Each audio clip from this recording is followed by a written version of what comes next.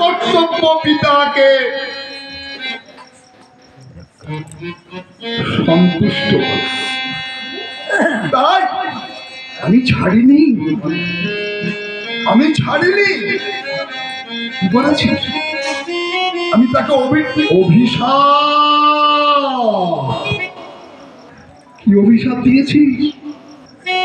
আমি অভিশাপ দিয়েছি যে আমার পিতার গলদেশে মৃত সর্প দিয়েছে তার যেন মৃত্যু হয়। সিঙ্গি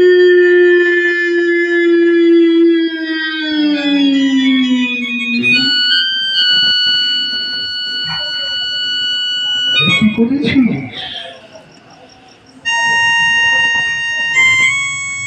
বৈষ্ণব, সাধক, মুনি, ঋষি এদের প্রধান আভরণ কি জানিস? ক্ষমাহি পরম ধর্ম, ক্ষমাহি পরম তপ, ক্ষমাহি পরম সাধন, ক্ষমাহি পরম। ওরে দুষ্ট হতভাগা, তুই কাকে অভিশাপ দিয়েছিস? দেখি সঙ্গে সঙ্গে তপস্যারত দেখলেন তো আর কেউ নয়, অভিমন্যু সুত পরীক্ষিত, অর্জুনের নাতি। আরে কত ভাগা, এতে চাংশকলা পুংস কৃষ্ণস্তু ভগবান স্বয়ং, যার অংশের অংশ চতুর্ভুহাকার নারায়ণ। নারায়ণ চারটি, নারায়ণ।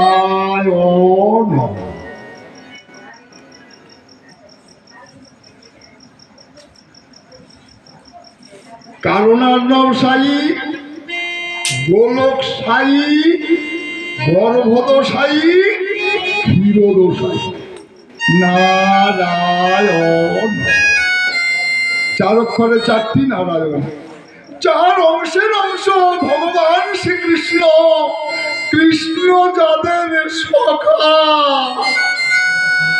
অর্জুন, সেই অর্জুনের নাতিকে দিয়েছিস অভিশাপ।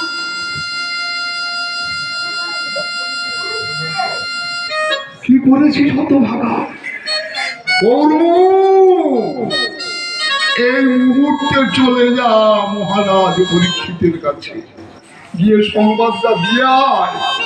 মুনিবাক্য অলঙ্ঘনীয়।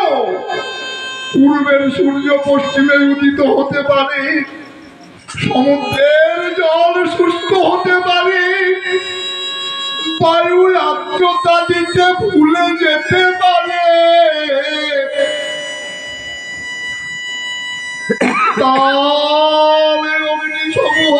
তাপ প্রদান ভুল করতে পারে, কিন্তু মুনিবাক্য লঙ্ঘন হতে পারে না।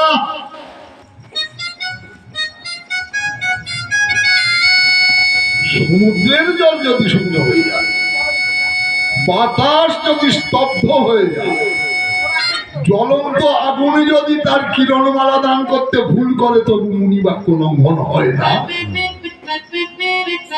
উপায় তো নেই, জাগো বলে গৌরমুখ ছুটতে ছুটতে চলেছে কোথায়? এখানে মহারাজ পরীক্ষিত এসে স্বরাজ্যে বলে উঠলেন নিজের কথা। বলার সঙ্গে সঙ্গে স্বরাজ্যের মধ্যে কেউ বা গণক দ্বারা,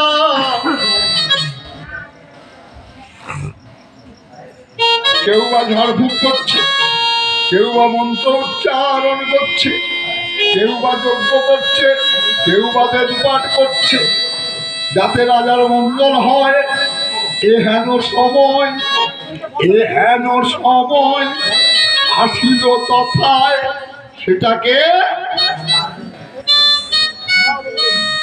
16 বছরের একটা ন্যাংটা ছিল। সেই সময় এসে পৌঁছালো 16 বছরের ন্যাংটা ছিল।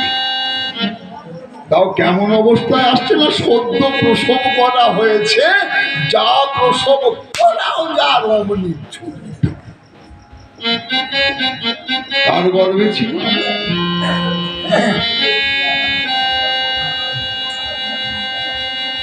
ব্যাস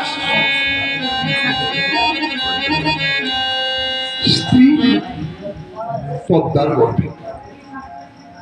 আমরা সাধারণ কথায় বলে থাকি ব্যাসদেবের স্ত্রী নাকি পদ্মাবতী ভূ। ব্যাসদেব হচ্ছেন চিরকুমার চিরব্রহ্মচারী, উনি কোন বিবাহিত নন। ব্যাসদেব চিরকুমার চিরব্রহ্মচারী, তার স্ত্রী হবে কি করে? তাহলে এখানে কি শাস্ত্র ভুল বলে গেছে যে পদ্মাবতীর গর্ভে সুখদেব তাদের জন্য? না, ভুল বলেন। এইখানে এক জায়গায় লাইনটা একটু বাঁকা লাইন দিয়ে বোঝানো হয়েছে।